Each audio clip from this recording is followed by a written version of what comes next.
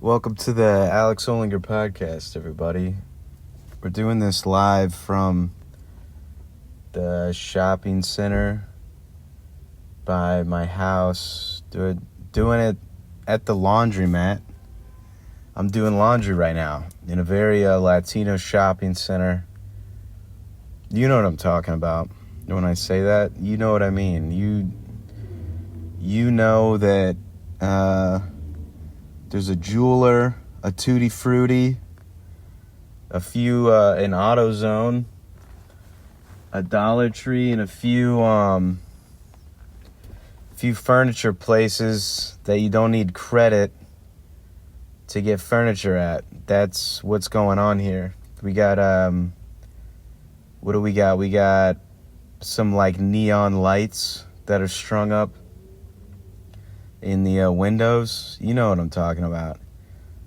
You know what it is, man. Austin, Texas.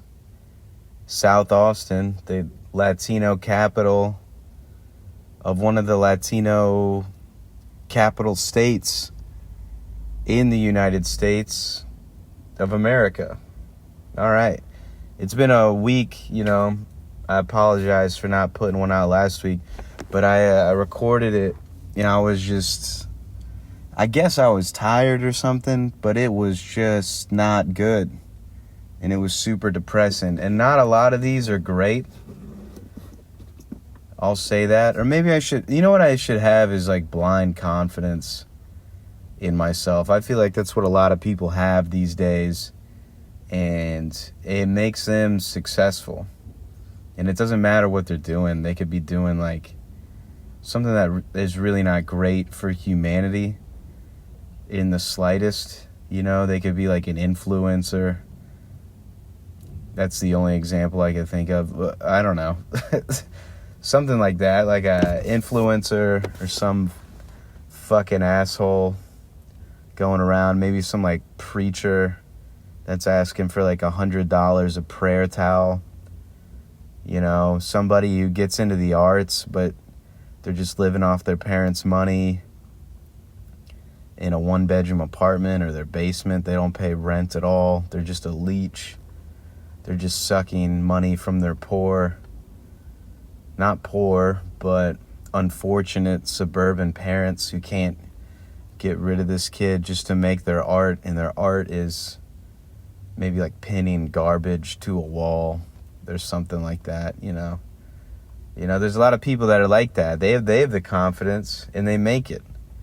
So that's what I'm doing tonight. Well, that's what we're going to do on this podcast, is just blind ignorance and confidence, which is the American way, and it's how you make it in things here. Forget about substance, forget about quality, forget about doing something with some humanity to it. A lot of what is going to make it in this world is blind, ignorant, confident assholes that aren't that intelligent, that have just bombarded the market and the artistic sphere and the entertainment sphere with garbage, and now it's all that we have left. That's how like McDonald's made it. I'm not saying the guy didn't have some degree of intelligence, but there was no doubt in that guy's mind. That guy was essentially just out there like, is this good for people? I haven't even checked. That's what he was doing. He was like, is this gonna really, really be a problem in the future? Is this gonna, when we put seed oils in, when we make the McFlurries from an Orwellian bag of ingredients from China that nobody can name, if we do that and we make it delicious, is this gonna help people? And he said, you know what, I want a mansion, so fuck you.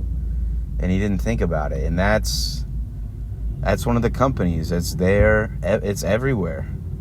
That and Starbucks. There's an island of trash in the Pacific Ocean that's the size of the state that I live in, and Starbucks is still going strong. They're not going to stop. They won't stop Those people will not stop until the trash overflows the ocean, comes right up to their doorstep and buries and kills them. They will not stop. They will do everything in their power to keep going and keep going and keep going unless they are assassinated or something. And I think that's what makes it. You know, what doesn't make it is having a brain, having a soul, having thoughts. That doesn't help. Having doubts. I mean, the amount of comedians that I've seen that are really just mediocre that I have a good feeling will rise to the top is because they just don't think about that stuff. They don't really put a lot of effort into that introspective aspect to say, is this something I should be doing? Is this good? Is this helping people? Should I be saying this right now? Is this going to hurt anybody in the long run? Is this good for comedy? They just go out there and do it. And that's what's going to make it. And maybe you're on the other side of this podcast. Like, could you fucking cheer up a little bit? You said you didn't want to post the last podcast because it's fucking depressing. And now here you are again doing kind of the same thing. I'm trying, man. I'm trying my best. You know, you're probably in your car listening to this, or you're Robert Tabbitt. You're probably Robert Tabbitt listening to this. Everybody else, I've looked at the numbers. About 2 people are listening to this all the way through. The rest of the people are just kind of clicking through it. You know, giving it a good 15 seconds, which is the amount of time you need to really digest something to its fullest. They're giving it a good 15 seconds, and they're saying, fuck it. I don't give a shit.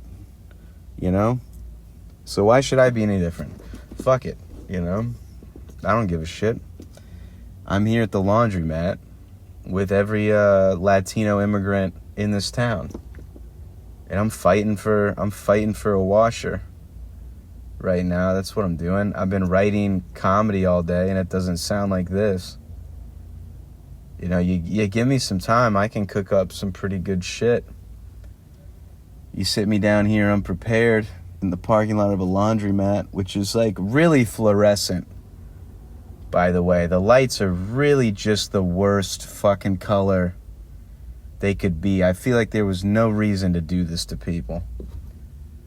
You know, this parking lot could be a beautiful place, and the color of the lights is just the inside of a rotted pumpkin or something. It's bad. And my eyes, they're right on my eyes. And it's tough. My girlfriend doesn't even like to come down here. What do you think about that? What do you think about that, people in the manosphere? I'm helping my girlfriend out. I'm helping her live her life. I'm helping her do laundry because she doesn't want to come down here. What do you think about that? Does that get your fucking panties in a wad? Does it? Does it make you mad? I bet it does. All right, let's go over.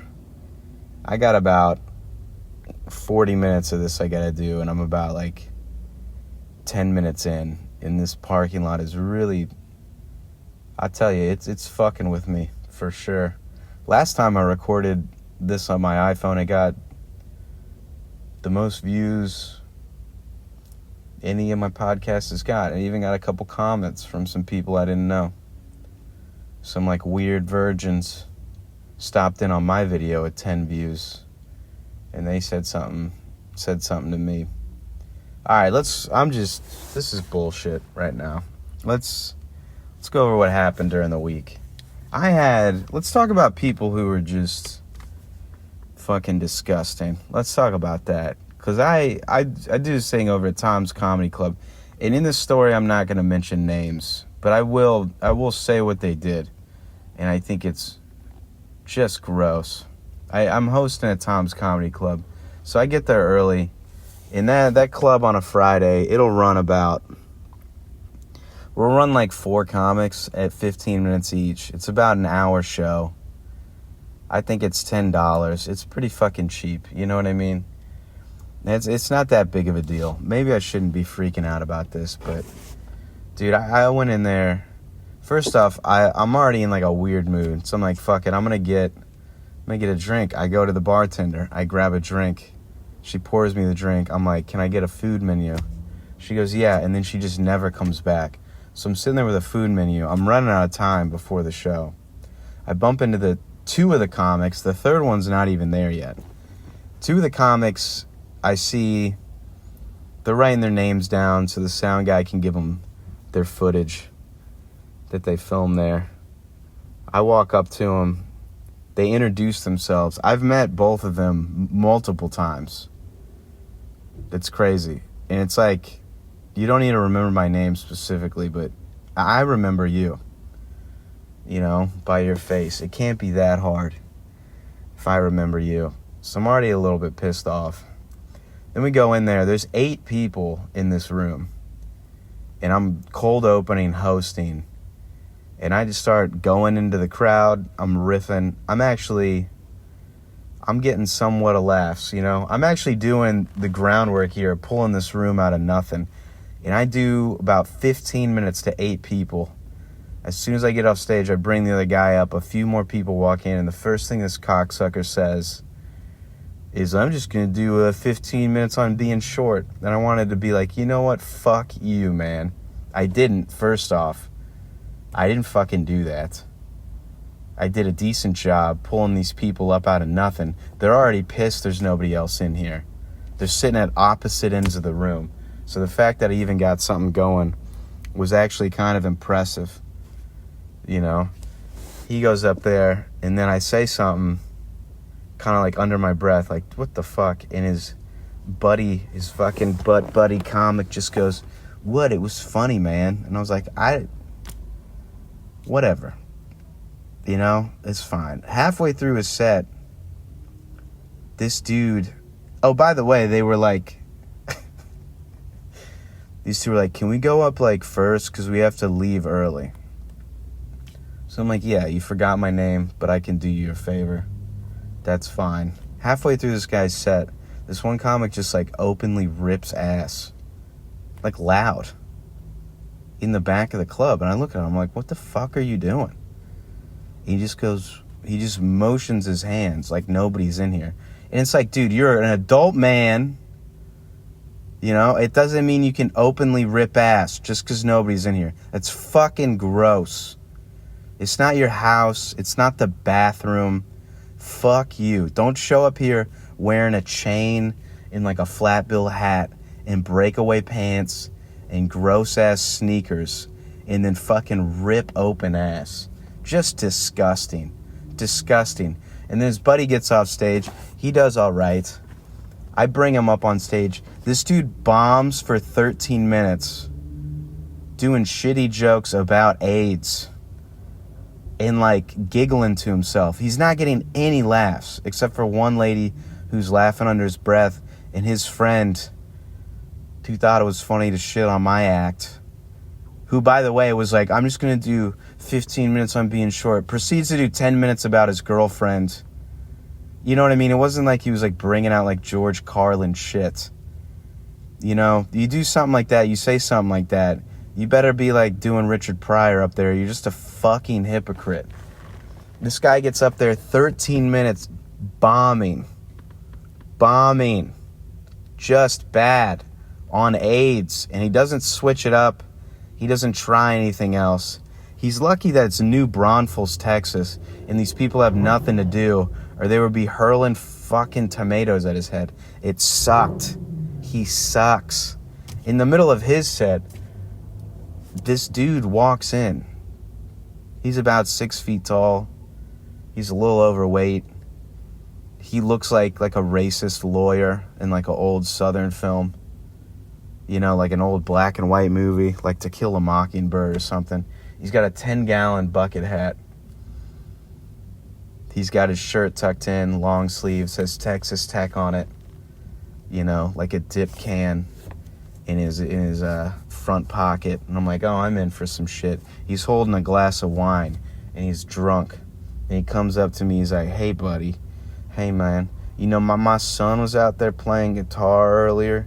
My son was playing guitar. I'm like, dude, I'm doing something right now. Just come outside in the hallway and talk to me.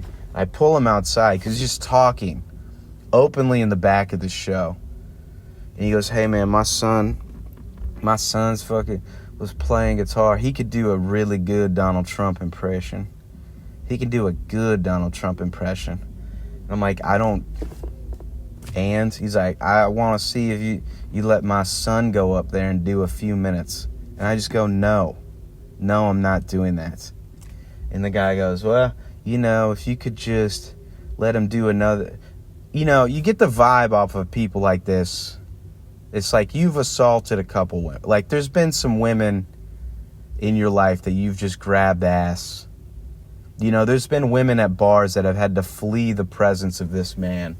Because the amount of times I told him no, and he just plowed through. I was like, dude, the owner has a lineup.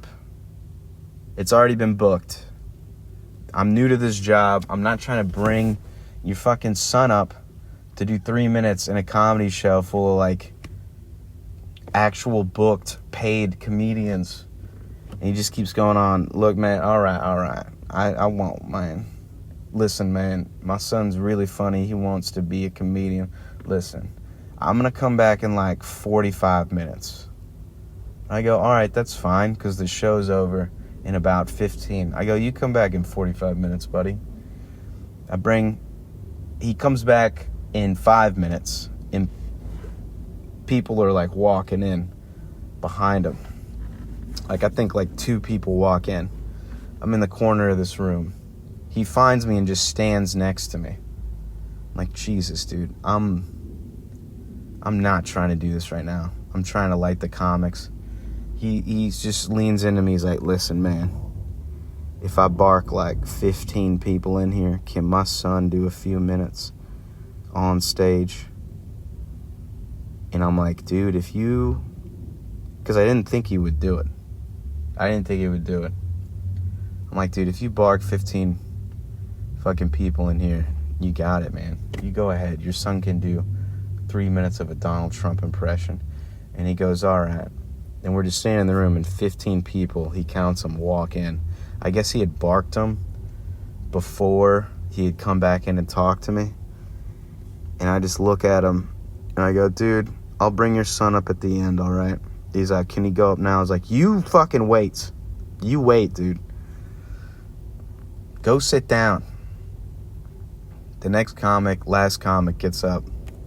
He does really well. The son, in the middle of his set, these are some of the best people in the world. Not entitled by any means.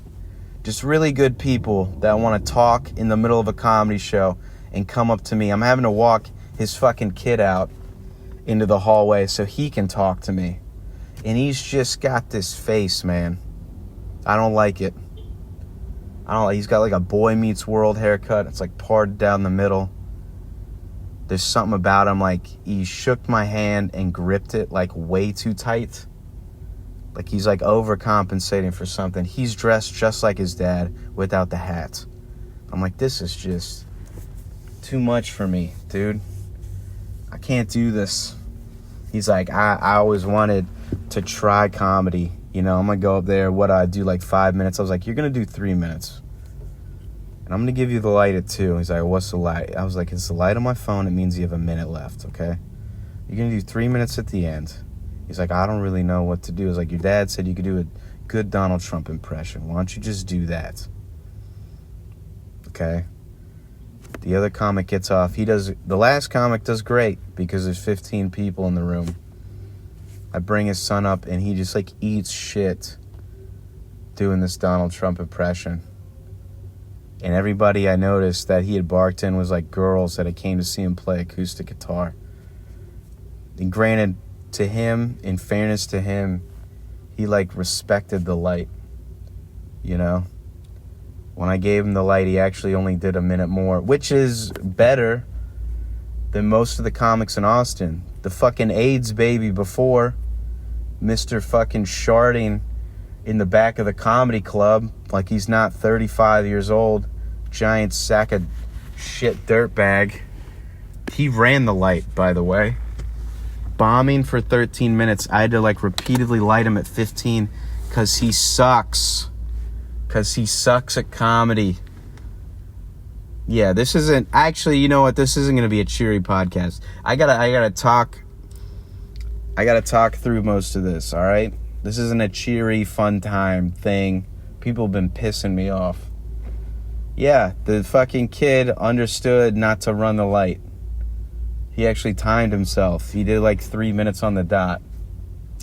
We get them off stage. Everybody's sitting around chatting. And his dad comes up to me and he shakes my hand. And he slips me like a bunch of cash in his hand. And you know what? That old man kind of turned me around. I was mad at first, but he was a man of his word. He barked 15 people in, which is more work than most of the comics are willing to put into a show. And he slipped me some cash. And after that, dude, I really couldn't say shit. And his kid, to his credit, you know, he didn't run the light. Which is crazy. It's crazy how he knows not to do that.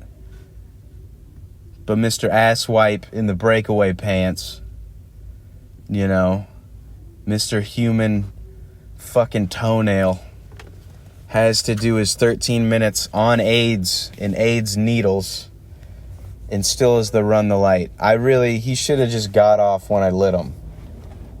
The last joke he did worked, but that was just, God, that pissed me off. And I know, here's the thing, I know comics have to experiment. I know that's a thing too, like sometimes you gotta take a set to bomb so you can write new shit. But it's just the way he bombed. It really pisses me off when people bomb and they seem like they're enjoying it. You're not supposed to enjoy bombing. It's supposed to be like an upsetting experience. If you're in the room eating shit and upsetting people and ruining a comedy show and you're a comic, you should start sweating. You should feel bad. That should be your cue, you know what I mean, to be like, hey, maybe I need to look back at this material. Maybe I need to switch it up immediately.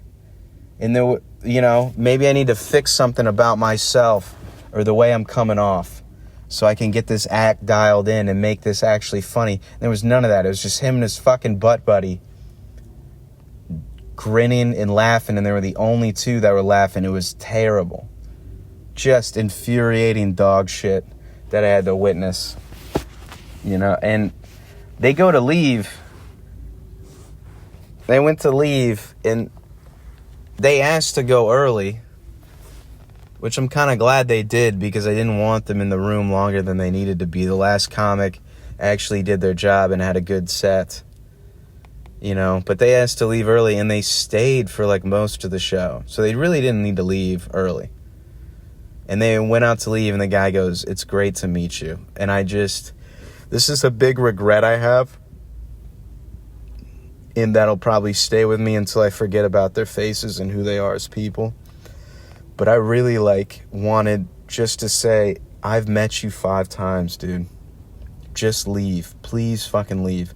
I got drunk, rich Texas dads trying to get their sons on stage who don't really care or respect, you know, kind of the thing that everybody else is doing. I don't need you here.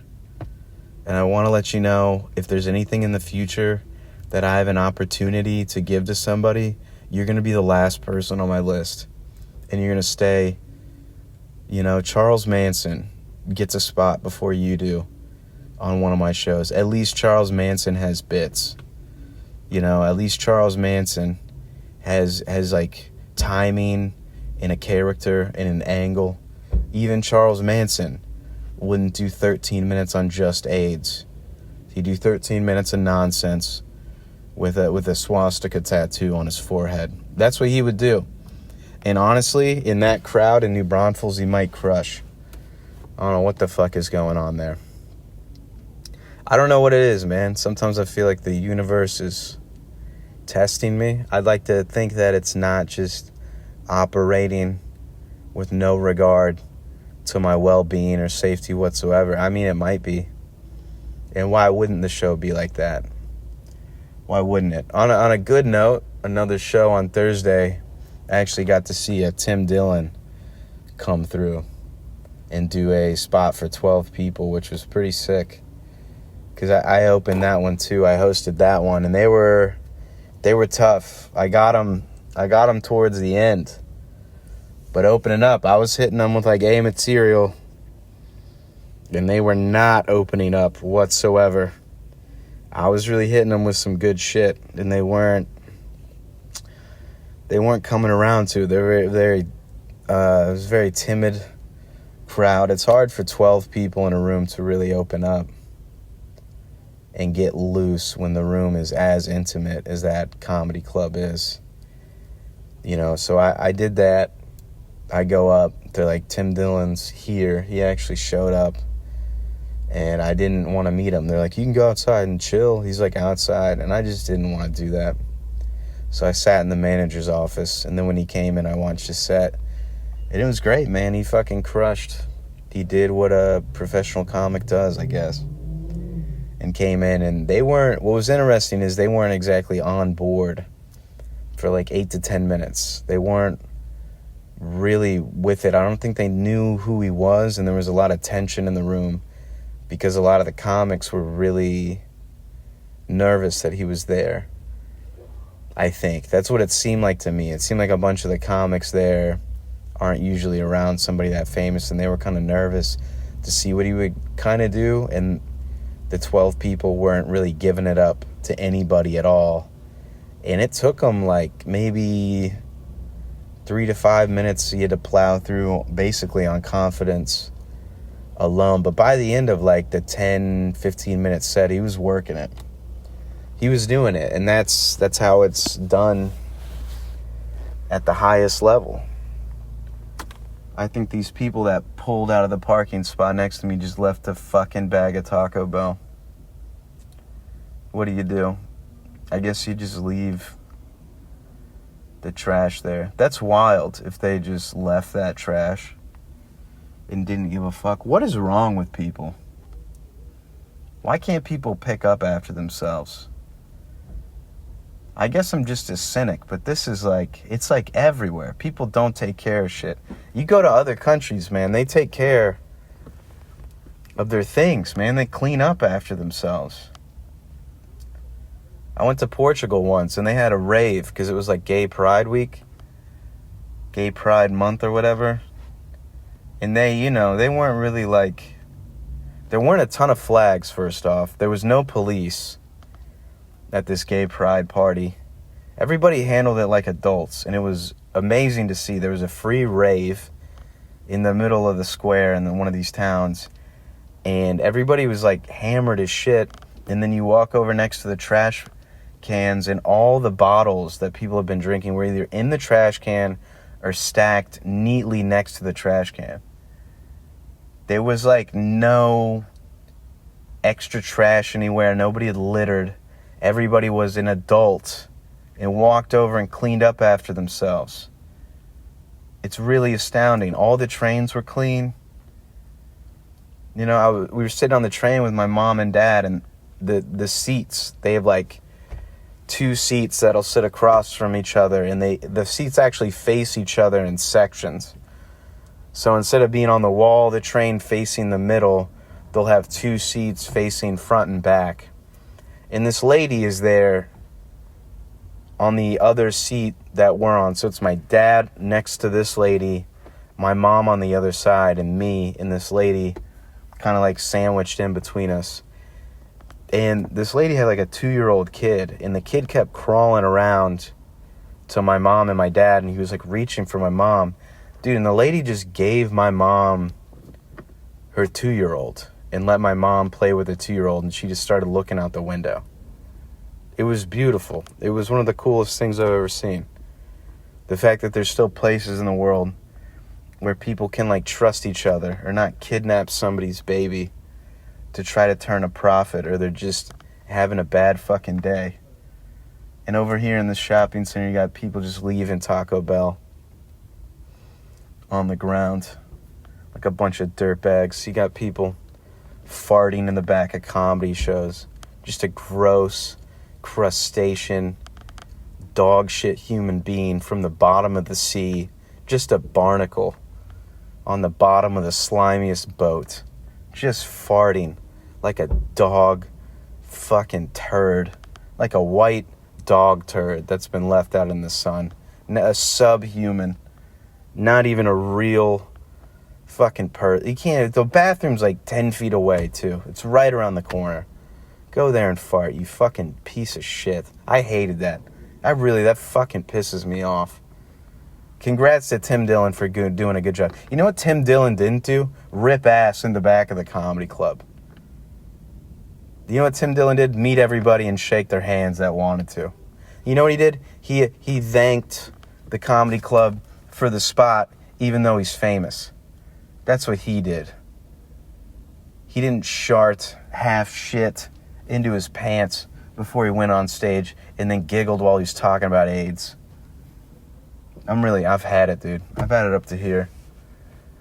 I hope that dude gets AIDS, honestly. I hope he steps on a needle and gets it, because that's what half of his jokes were about. Somebody sitting on an AIDS needle. It's like, dude, I hope it happens to you. I hope you get sick enough to not come back here and fart. You fucking weirdo. It made me fucking mad. This is ridiculous. Why am I so mad in this parking lot? I know. I'm not doing this to myself. I'm mad because that's deserving of anger. It's gross. That's what it is. And I'm not going to do this thing anymore where I'm like, oh, well, maybe if I'm nice, or maybe if I just accept them for who they are. No, it's weird. You suck. You fucking suck. You're a human turd. And you need to be flushed down the drain, dude. Gross. And this doesn't even count all the other stuff I've heard. You know, you want to fart in the back of the show, maybe remember the guy you met 5 times. Maybe show up on time and don't drink beer and play pool until pretty much after the comedy show starts, after you asked to be up first at the show. Maybe do that. Maybe if everything else is in order and you're not bombing, talking about AIDS, maybe then you deserve to rip an open fart. But you can't be all the other things and start farting in public. It's too much, man. It's too much. All right, I got to go check my laundry. I'm going to pause this, and I'll be right back. All right, I'm back. That took, you don't know because I cut it out of the podcast, but that shit took a long time. I guess the washers here are they're broken, and none of the people that work here speak English, so they just didn't. I went to talk to him, and the lady just, didn't do much. She just pushed a button, and then it ran the end of the cycle for, 10 minutes. So that was good. That was fun, man. All right, what do I want to talk about? The second half of this podcast. I'm going to see for the first time if I can do this for an hour. And I should be able to talk for an hour. Okay, you should be able to do that. It doesn't have to be great, but it could be something. It could be something, man. My buddy, how about we do this? Give a shout out to my buddy Chris, his podcast, K-Push. Spelled exactly like that, K-Push podcast, man. I was a guest on his podcast, and he went on a hero's journey. He found out his friend was possibly sleeping with his lady, and they broke up, and he moved to Massachusetts, and he came back, and he's back down in Austin. It's one of my favorite podcasts to do. He's a great guy. He's a great laugh. He laughs at fucking everything. And that's good to be around when you're a struggling comic as I am. And he puts up with me. Both times I've been hungover when I've been there. For some weird reason, I've had a bad time of getting there, and I've been in a kind of fucked up and feeling bad when I got there. And he was cool. He's got water. He's got liquid IVs. He's got his own apartment now. So give it up to K-Push, man. Chris Pukar, I think it is. I can't pronounce his last name. I know how to spell it. Okay, Chris? I know your face. I love you to death, buddy, but I don't know how to fucking pronounce your last name. And that's what it's going to be. That's what it's going to be. baby. To pick up the energy. I was listening to the podcast and I was like, I sound like a slug, man. I don't want to do that. I don't want to sound unenthused, like I'm better than everything, because I'm not. I'm just tired most of the time. It's how my brain is. I got about 5 good hours in the morning where my brain is working at 1,000 miles an hour, and the rest of the day I'm spent. I think they call that severe ADHD. What do you think? What do you think? But I worked out today. The cat was outside on the porch. The cat was outside for hours. That was great. I got a little workout in. I did some calisthenics. That's how you pronounce it, calisthenics. You know, I was in my shorts, and I got this workout video with these 2 English people that are in this weird building, and they do, like, leg exercises.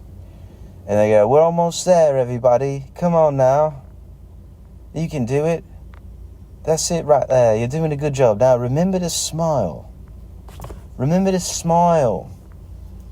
Yes, you sweating in your living room because you put this off too long. Remember to smile. You're going to smile. You're going to get up there. I want to do a workout video where it's the Beatles, you know. You got to get up there. You got to smile. Oh, my hair is in my eyes. I can't see, John. John, I can't see. That's, John, show him the burpees, John. We're going to do 1 burpee, 2 burpee.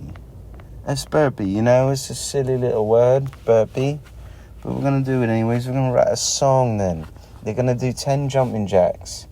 Then you're going to have a ciggy and a song. That's what you're going to do. You're going to have a ciggy and a little bit of tea. And you're going to do a song. Wouldn't that be a fun workout video? The Beatles. Let's talk about this, because I was listening to the podcast, and while I wasn't, through my own inner monologue, shitting on myself for no reason, you know, maybe I did pretty well. But you're your own worst critic. You know, when you're at a laundromat at 33 years old in a shopping center with a Papa John's, a sketchy insurance place, a jewelry pawn shop, in neon lights, in bad fluorescent lighting, you are your own worst critic. You know, I'm sure somebody else might say something worse, but right now, listening to that, I'm on my own ass for sure, man. So I'm my own worst critic, eh? Yes, you are. Let's talk about this. Let's talk about it. I'm sick of people, honestly, dude, people shit on Ohio. My girlfriend's from Ohio, so this is going to make the bits. People shit on Ohio, and really, your state, you know, your state is shitty too. It's not like Ohio has some, like, unique shittiness to it that doesn't exist everywhere else in the U.S. Most of the U.S. is just Applebee's. That's what it is. As far as the eye can see, it's Applebee's, and on the way to Applebee's, there's like a McDonald's, and that's what 98% of this country is. And your state sucks too. Like, you probably live, dude, if you live in Pittsburgh or like Erie, Pennsylvania, and you shit on Ohio, you probably made that comment in your Crocs and pajama pants in your 1-bedroom apartment, just being like, Ohio sucks. Or I don't know what kind of accent they have, while you're eating a Philly cheesesteak and you're going to eventually die of heart disease and or diabetes in the fentanyl capital of the world. Your state sucks too. I think we can all come together and be like, most of this shit really is bad.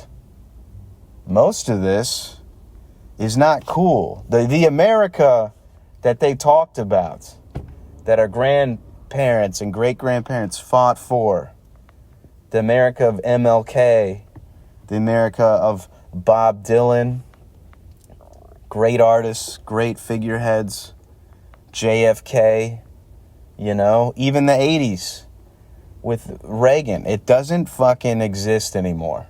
It's been completely bought and sold by businesses like Dollar Tree and Domino's Pizza, and that's pretty much the whole thing. And unless we can come together on that and stop being like, Ohio sucks, you know, we're going to have a fucking problem. That's what they want us to do. They want us arguing on the internet. about whether or not Ohio sucks.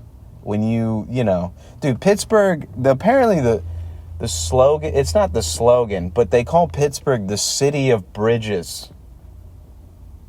The city of bridges.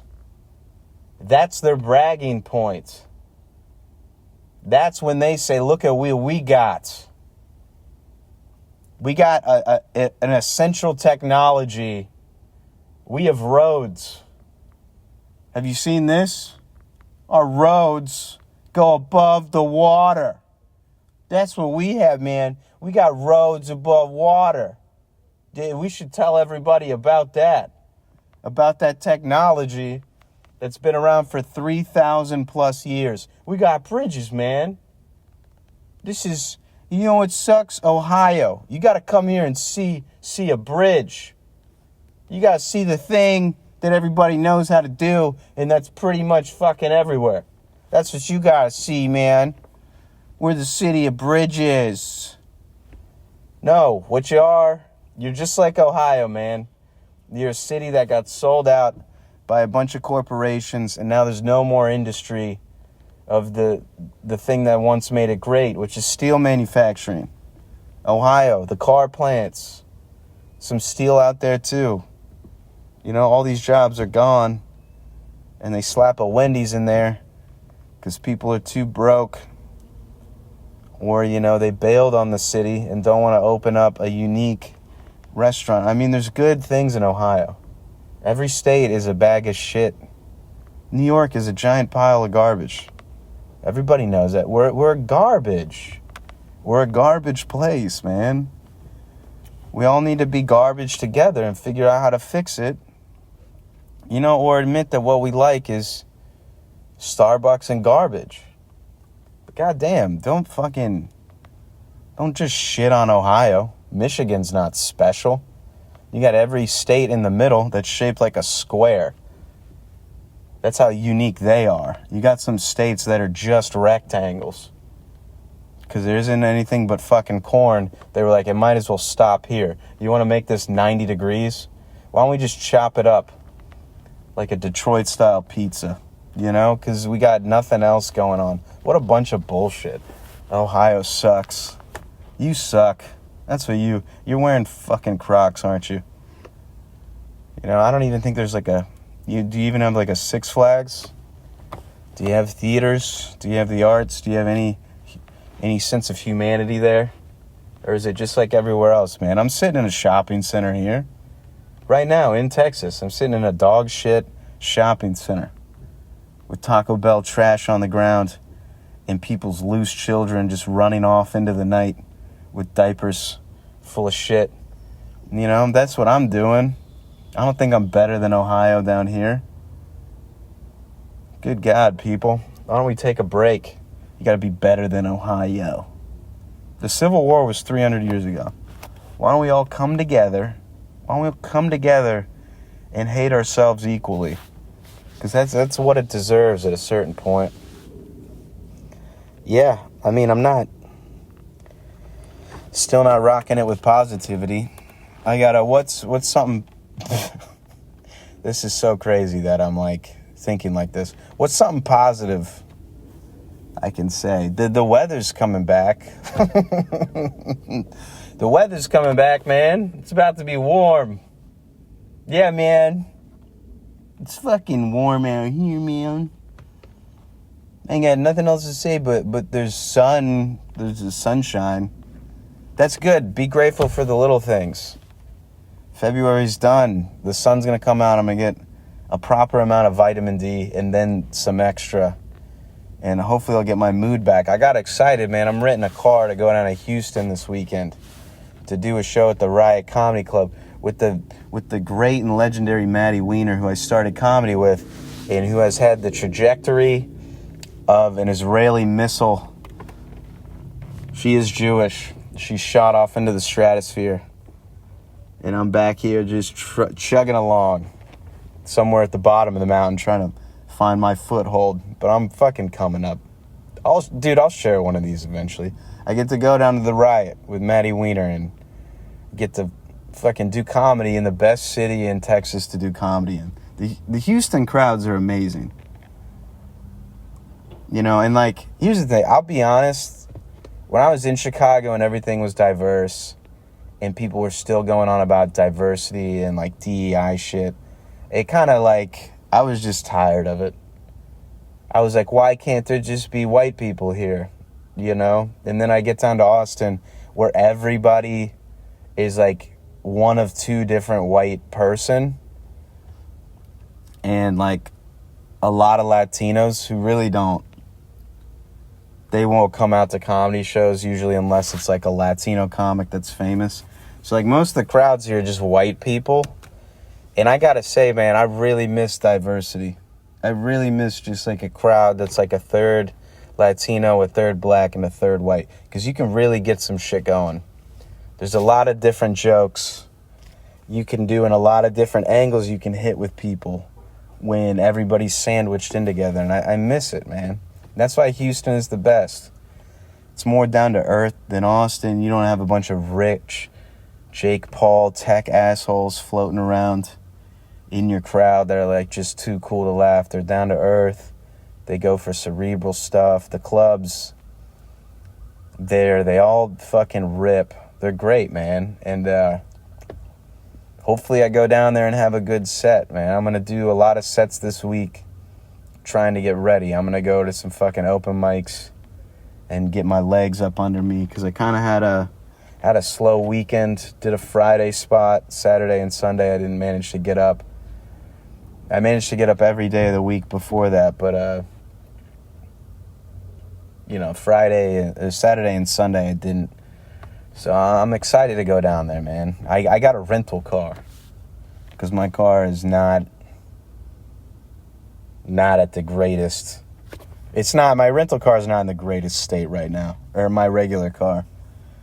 So I'm going to get a rental car. I got like an electric car. There's like an app now that's like Uber for renting cars. And you could just rent a car off a guy. And it seems, I'll be honest, it seems sketchy. Seems genuinely kind of fucked up what I'm doing. But I hope the guy gives me the car and that I didn't get scammed. I mean, there's like an official app. He's got like 500 ratings on this one electric car, a little Chevy Volt. Go down there, be like liberal. I'll be liberal. That's what I'll be. Be a little liberal at a charging station, you know? I might go all the way in. I might bring a thermos, get a Bernie Sanders sticker like my girlfriend has. Be a little liberal. Oh, what are you? A little liberal? Yeah, man. Just wear a little sweater. Wear a sweater and shorts and Birkenstocks. Wear a beanie in the summer. Be like, what's up, man? This is my electric car, man. Do you like women? I love women, man. I really respect them. And that's why there's no gasoline in my car, man. That's what I'm going to do. There's a lot of negativity tonight and a lot of voices. That's what this is. Negativity and voices. Not voices in my head, but silly voices. To combat the negativity when you're kind of running out of steam on things to talk about. I wish, going back to that Tim Dillon thing, I really wish that we had more like high-level comics like that in Austin. And we kind of do. They do visit, but they don't do what Tim does and come to the other clubs enough. The mothership really is like very centralized and very closed off. And in their defense, it's understandable because psychopaths go there. It's like it's a tourist attraction for white people that want to say retarded and psychopaths, psychopathic open micers that kind of believe that their 3 minutes is going to help them meet Joe Rogan. And that's what it attracts. You know, those sort of like Republicans who work in an office and they have to force down into their chest the urge to say retarded every day because they don't want HR to get them fired, you know? And then you got open micers that are essentially homeless at the open mic. And that's what it is. And the comics come from other cities. And they don't really, like, visit a lot of the other clubs. Occasionally they do. But Tim, bless his heart, and I don't mean that in a condescending Southern way. I mean that, like, genuinely. Props to him. He, like, goes around, he shows face at the other clubs because I think he's trying to work out new jokes. And it just, like, it really puts, you know, this whole thing in perspective. Because a lot of what's going on here is, like, middle-range comics running shows and being around each other all the time. And you start to fall into the illusion that you are kind of top of a food chain, and you're really, in the grand scheme of things, you're not. Like, you know, some people will have great sets and they'll be like, you killed. And it's like, that's my job. I should be. It shouldn't, you know, crushing it is kind of what you're supposed to do. So I'm not sure why everybody's like freaking out about this right now. You know what I mean? Killing. Let's talk about the difference between crushing and killing. Because I think other comics say killing too much. Crushing it is doing, having a great set, maybe one of the best of the night. Killing is different. Killing is reserved for very few comics in history. Killing means that you do comedy so well that nobody can do comedy after you. You know, I think it's reserved for very few comics on a very few nights of their career. It's a marvel to watch. But it's called going up there and crushing so hard that everybody else after you bombs. You know? And we don't really, I'm sure it happens in New York and LA and stuff like that. A lot more. But in Austin, we don't really have it. We kind of need, like, what the scene needs is, like, old heads to really, like, check a lot of these people and be like, hey, man, don't fart in the back of the comedy show. And somebody who is, like, popular enough and successful enough to be able to lay into somebody like that and not really have some, like, backfiring consequence, like they can't get on any more gigs. I'm not saying that would happen to me, but I definitely know somebody like Tim Dillon or Bobby Kelly has carte blanche to take that well-deserved shit on that person. And Tim was even making fun of the club he was in the state of the room. And it doesn't matter. The rest of us maybe feel like we can't do it because we won't be allowed back, or there might be like some sort of thing where, you know, some social bullshit. Like, you can't, like, say that about the club. You know, you don't really have that sort of, like, freedom yet. But Tim can say it, and we need people like that there to come into the comedy show and describe it as Tim did, as a cancer ward and a Hamas tunnel. We need that because it's important, you know, to have older comics keep the younger ones in check. Hey, maybe if you're going to show up to a show and you met somebody 5 times, remember them. And if you don't remember their name, say something about it. And don't rip hard ass in the back and then do 12 minutes on AIDS that gets no laughs with no punchlines. I'm still on this and I don't really give a fuck. I'm trying to record a whole hour and I got about, maybe 8 minutes left. I'm going to do it tonight, man. I'm going to do it. Yeah, bring the old heads in. I wish they would come around, man. They just come around and sort of like vacation at the comedy mothership. Sort of treated like a vacation spot. You know, Rogan pays them well. They don't have to leave the club. It's one of the best rooms in the country. But, like, why not fucking go to the room that has 20 people in it? That's what I think. Go to the room that has nobody in it and see if you can work out your material or work on your act or work on your skill set. Go into a room that's difficult and see if you can really get something going by any means necessary. That'll make you a better comic. That's what I'm telling myself, because those are the only rooms I do. And then I get invited to the Riot to work with Maddie Weiner, and then I sit there for 2 months and freak out about it. Because I'm like, oh, there's going to be, like, a lot of people there, you know? This is not 12 people anymore.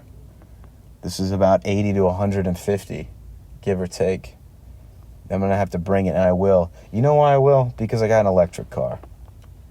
If anything's funny, it's a grown man in a button-up in an electric car. Those people are oozing with humor and sincerity and a clownish sort of aura about them.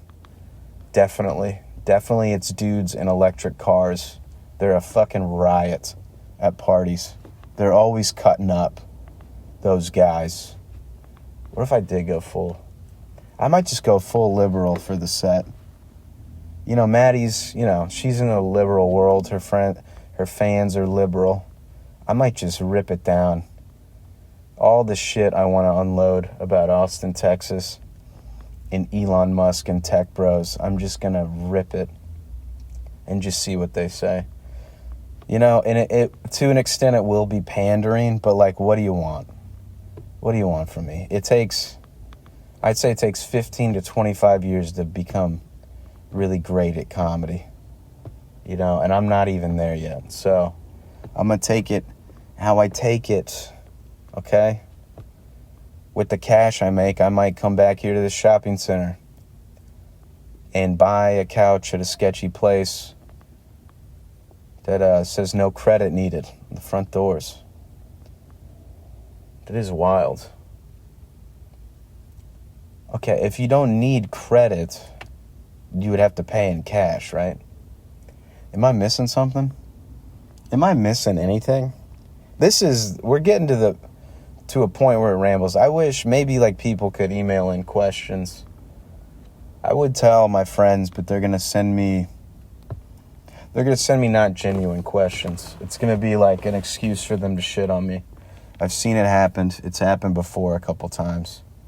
They'd be like, oh, question from user blah, blah, blah. What are you, a gay boy? And I'll have to answer that because it'll be the only question. I don't want that. What do I want to do tonight? Maybe watch a movie. I made chicken wings today. I don't know if I talked about air fryers yet, but everybody needs one. Yeah, it's not romantic. It's not artistic. It doesn't make me look like Doug Stanhope. A ringing endorsement of an air fryer. But I'd say hockey. Hockey is great. Minor league hockey and baseball. That's what I'm going to start getting into is minor league hockey and baseball. That and air fryers. I feel like those three things work with the aesthetic. Sprinkle in a little occasional alcoholic behavior and a lot of books to minor league hockey, minor league baseball, air fryers, and some knowledge of 70s and previous decades rock and roll, and you got yourself an Alex Olinger, baby. That's what you got. I almost said you got yourself an alcoholic. Now you sprinkle in that. That's my thing. That's how I'm working. A little blue collar, for a time. Mix it with some books. Mix it up with some minor league hockey. That's right. Local baseball. Get yourself a lady, an air fryer. Get yourself a 6-pack. And you're on your way, baby. Maybe hit the GameCube occasionally, but not too much, because that shit's addictive. Don't get on it like that, all right? Keep yourself good. What do we got? A minute and a half left to an hour. I would like to congratulate everybody if you made it this far. Everybody, the 10 views. I like how Chris texted me about the podcast. And he goes, man, this is the most views I ever got. He's like, I got like 35 already. I was like, that's great, man. You're like 3 times my normal rate. You're crushing it, baby. No, we'll get the reels out. You wait and see, man. I'm staying patient, but when I get whatever this is dialed in, you'll see. It'll come around. There's going to be some reels, baby. There's going to be some shorts. Some YouTube shorts. It's going to be, I said shorts really loudly, and I looked outside at a guy with shorts. He's bald and covered with tattoos. I hope he didn't hear me. Hope he doesn't think I'm just talking shit about his shorts. Would be kind of funny if he beat my ass holding his laundry, like just kicked me in the shins or something. Just bullied me. And I was out here crying under the fluorescent lights. Next week, I'm going to do the podcast with the actual mic. You know, inside, like God intended. This is just a disaster. You know, but we'll do a couple shout-outs. I'm about to hit an hour. So I'll end it like this. Listen to Chris's podcast, everybody. He's a great guy. He works really hard at it. Really enthusiastic. And he's fun to hang out with, and he's fun to listen to. And he always brings it for his podcast, okay? It's called K-Push Podcast. If you made it this far, every week at the Creek in the Cave, New Joke Monday, okay? Come watch. Fucking A. We need more than 10 people every week. Come out. It's Monday, 10 p.m. A perfect time for any civilized human being to watch comedy. Monday at 10 p.m. Robert Tabbitt, watch his sketch show. It's called Yeah, That's Something. That's his YouTube channel. He's got a bunch of sketches, a bunch of shorts. He's got an interview show with Sam Hunter called Poor Choices, where they like drink 10 beers and ask 10 questions. That's funny. Check that out. And come down to Tom's Comedy Club in New Braunfels if you're out there. All right, everybody? Okay, I think I did it. I think I hit an hour. This is Alex Olinger signing out.